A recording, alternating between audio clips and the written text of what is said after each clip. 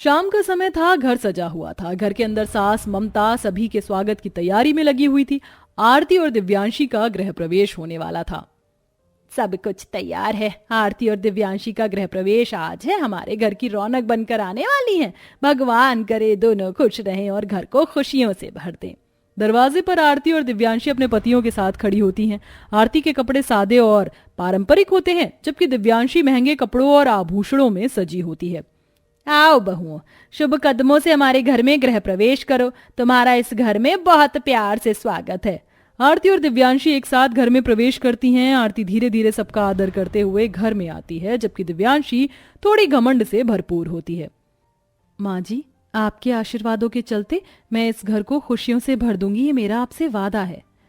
खुशियों से भरने से पहले तो जरा देखो इस घर की क्या हालत हो रखी है। इस घर को एक रेनोवेशन की जरूरत है। कोई बात नहीं, मैं डैड से बोलकर करवा दूंगी। हाँ बहू, घर थोड़ा पुराना है, लेकिन पिछले साल ही मैंने घर की रेनोवेशन करवाई थी। इतनी जल्दी रेनोवेशन की खैर जरूरत नहीं है। अगर तुम्हें अपना कमरा करवाना है तो तुम करवा सकती हो, मुझे कोई परेशानी नहीं है। ममता ऐसा कहने के बाद अपनी बेटी से अपनी बहू को उनके कमरे में छुड़वाने के लिए कह देती है। जाओ अनामिका, अपनी दोनों भाभियों को उनके कमरे दिखा दो। अरे मेरे साथ साथ इसे प्रिंसेस ट्रीटमेंट देने की क्या जरूरत है? वैसे भी ये मेरे बराबर कभी नहीं आ सकती, मेरी प्यारी जेठानी जी। दिव्यांशी ऐसा कहकर अनामिका के साथ अपने कमरे में आती है और इधर आरती भी अपने कमरे में आकर थोड़ी देर आराम करती है। आरती आराम करने के बाद सादी साड़ी पहनकर कमरे से बाहर आती है और अपनी सास का आशीर्वाद लेती है। हमेशा खुश रहो और सुहागन रहो। थोड़ा आशीर्वाद मेरे लिए भी बचा कर रखना, या सारा ही गरीब जेठानी के ऊपर लुटा दोगी माँ जी? मेरे लिए तो तुम दोनों ही आशीर्वाद बराबर हैं। अपनी शादी के पहले दिन से ही दिव्यांशी अपनी अमीरी का घमंड हर किसी को दिखाती है। ऐसे ही कुछ समय बीत जाता है। आरती ने अपने सरल स्वभाव और अच्छे संस्कारों से घर में सबका दिल जीत लिया है। दिव्यांशी अपनी अमीरी और संपत्ति के घमंड में जी रही है। ये आरती कितनी साधारण है, उसकी सादगी देखकर तो घिन आती है। ना कपड़े अच्छे, ना कोई शौक, हमारे बीच कोई मेल नहीं। पता नहीं कैसी है, ये मेरी जेठानी बन गई। आरती से जलन के कारण एक दिन दिव्यांशी ममता से बात करती है। माँ, मुझे ऐसा लगता है कि आरती को इस घर में ज्यादा सम्मान मिल रहा है। उसकी हालत तो देखिए, कुछ भी खास नहीं है, फिर भी आप उसे इतना मानती हैं। बेटी, पैसे से बड़ा इंसान का दिल होता है। आरती ने इस घर को अपने संस्कारों से सींचा है, उसे बाहर करने की मत करो। शुरू में तो ममता दिव्यांशी की बातों को हमेशा ही घुमा देती, लेकिन बहुत ही चालाकी से दिव्यांशी ममता का दिमाग इस कदर घुमा देती है कि दिव्यांशी की चालाकी के आगे ममता मजबूर हो जाती है। दिव्यांशी धीरे धीरे साजिश रचती है और आखिरकार आरती को घर से बाहर जाने पर मजबूर कर देती है। आरती अब घर के सामने एक छोटे से मकान में रहने लगती है। वह साधारण जीवन जीते हुए भी खुश रहती है, जबकि दिव्यांशी बड़ी शानो शौकत के साथ ससुराल में रहती है। उसे इतना कुछ मिलने के बाद भी हमेशा कमी ही महसूस होती है।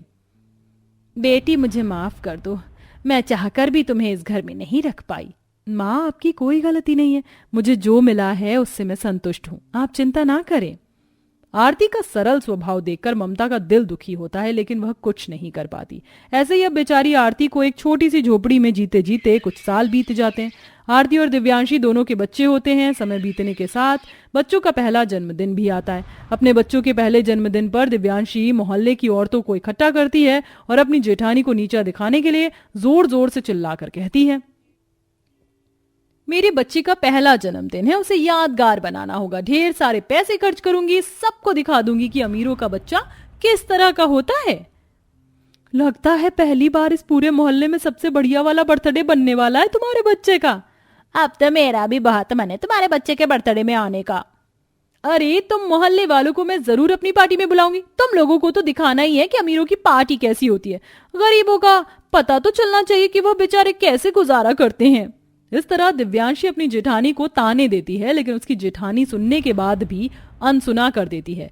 दिव्यांशी महंगी सजावट, महंगे उपहार और बड़ी पार्टी की तैयारी करती है। दूसरी ओर आरती छोटे छोटे पैसों को जोड़ते हुए अपने बच्चे का जन्मदिन मनाने की तैयारी करती है। हमारे पास बहुत ज्यादा पैसे नहीं है, लेकिन जो भी है उससे हम अपने बच्चे का जन्मदिन खुशी से मना लेंगे। खुशी तो दिल से होती है, पैसों से नहीं। हाँ आरती, तुम बिल्कुल सही कह रही हो। खुशियां तो दिल से होती हैं और हमें ज्यादा पैसों की जरूरत नहीं है। गली मोहल्ले के कुछ लोगों को बुलाकर अपने बच्चों का जन्मदिन मना लेंगे, वही हमारे लिए काफी है। जो पैसे मैं कमाता हूँ वो तो घर के खर्चों में ही खर्च हो जाते हैं, लेकिन तुम कोशिश करना कि पैसे जोड़कर हमारे बच्चे के लिए केक तो आ ही जाए। अपने पति की ये बात सुनने के बाद आरती घर खर्चों में बहुत कंजूसी करने लगती है और एक एक रुपए जोड़कर वह अपने पास कुछ पैसे इकट्ठे कर लेती है। जन्मदिन का दिन आता है। दिव्यांशी ने अपने घर को शानदार तरीके से सजाया है। बड़े बड़े मेहमान आए हैं, लेकिन पार्टी में घमंड और दिखावा साफ झलकता है। देखिए ये सजावट और तैयारी कितनी खास है। मेरे बच्चे का जन्मदिन तो यादगार होना ही चाहिए। ऐसा हर किसी के नसीब में थोड़ी ना होता है। मेरा बच्चा बहुत लकी है जो वो मेरे घर में पैदा हुआ है। उसकी फैसिलिटीज के लिए कोई चीज की कमी नहीं छोड़ूंगी। दूसरी तरफ आरती ने साधारण सजावट और मिठाई से अपने बच्चे का जन्मदिन मनाया। सास ममता भी उसके साथ खुशी से शामिल हो जाती है। बेटी, तुमने कम पैसों में भी इतना सुंदर जन्मदिन मनाया। यही सच्ची खुशी है। तुम्हारे दिल की सादगी और प्यार ने इस दिन को खास बना दिया। दिव्यांशी की पार्टी में सब कुछ ठीक नहीं चल रहा है। महंगे इंतजाम के बावजूद किसी ना किसी कारण से उसकी मेहनत खराब हो जाती है। सब लोग उसकी पार्टी में आते हैं और अपने आप में कुछ ना कुछ बातें करके निकल जाते हैं, क्योंकि दिव्यांशी का घमंड किसी से भी बर्दाश्त नहीं किया जा रहा था। ये क्या हो रहा है? मैंने इतना पैसा खर्चा किया, फिर भी कुछ सही नहीं हो रहा। सब मेहनत बेकार हो गई। सोचा तो बहुत धूमधाम से अपने बच्चों का जन्मदिन मनाऊंगी, लेकिन धीरे धीरे सारे मेहमान चले गए। तभी उनमें से एक मेहमान दिव्यांशी से कहता है, घर बुलाए मेहमानों की जब इज्जत नहीं करोगे या अपना घमंड दिखाओगे तो कोई भी बर्थडे में शामिल नहीं होगा। इसलिए सभी लोग चले गए। अब तुम आराम से अपने घमंड में यहाँ पर पार्टी बना। जहाँ प्यार प्रेम नहीं, वहां पर हम जैसे लोगों का क्या ही करना। ये सुनने के बाद वह उदास होकर बैठ जाती है। उसकी सारी शान और शौकत किसी काम नहीं आती। तभी उसे ममता की आवाज सुनाई देती है जो आरती के घर से आ रही है। ये होता है असली जश्न, सच्ची खुशी पैसे से नहीं दिल से बनाई जाती है। दिव्यांशी को अपनी गलती का एहसास होता है। वह अपने घमंड और दिखावे को छोड़कर सादगी और प्यार की ताकत को समझने लगती है। मैंने गलत किया। मैंने आरती को उसकी सादगी के कारण नीचा दिखाया, लेकिन आज वही सादगी जीत गई। मेरे घर इतना पैसा लगाने के बाद भी कोई रुका नहीं, लेकिन सभी उसकी छोटी सी झोपड़ी में उसके बच्चे का बर्थडे सेलिब्रेट करने गए हैं। सिर्फ और सिर्फ मेरी वजह से मैं किसी की यहाँ बुलाकर इज्जत ही नहीं कर पाई।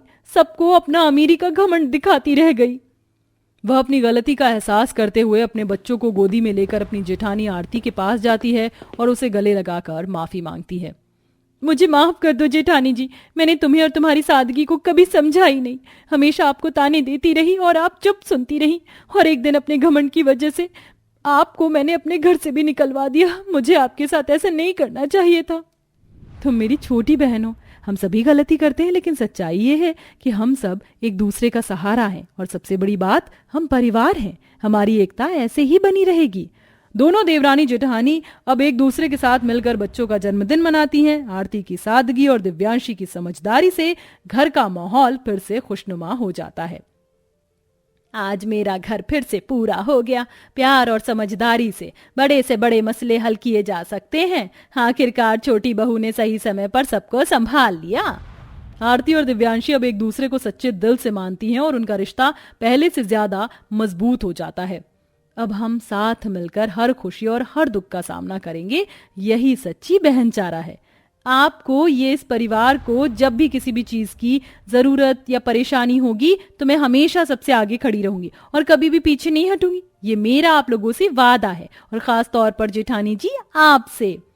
इस तरह पहले बच्चे पर ही अमीर देवरानी का घमंड चूर चूर हो जाता है, जिसके चलते इस कहानी का अंत प्यार और प्रेम से हो जाता है। इस कहानी में दिखाया गया है कि प्यार, सादगी और संस्कारों की ताकत सबसे बड़ी होती है। अमीरी और गरीबी केवल बाहरी चीजें हैं, लेकिन असली दौलत दिल की होती है। दोस्तों, कैसे लोग पैसों का इतना घमंड कर लेते हैं, पर क्या आपने एक बात इस कहानी में नोटिस की कि कितना भी पैसा लगा लो, लेकिन जब तक दिल से लोग आपके लिए खुश ना हो और आपकी खुशी में शामिल ना हो तो आपको सुकून नहीं मिलता। जिस तरीके से दिव्यांशी को इतना पैसा लगाने के बाद भी संतुष्टि नहीं मिली, लेकिन वहीं अपनी गरीब जेठानी के साथ बच्चों का जन्मदिन मनाकर उसको वह खुशी मिल गई। इसीलिए आप भी जितना है उसमें संतोष रखें, और अगर पैसा है भी तो वह सिर्फ आपके लिए है। उसका घमंड दूसरों को ना दिखाएं, और ऐसे ही शानदार कहानियां देखते रहें।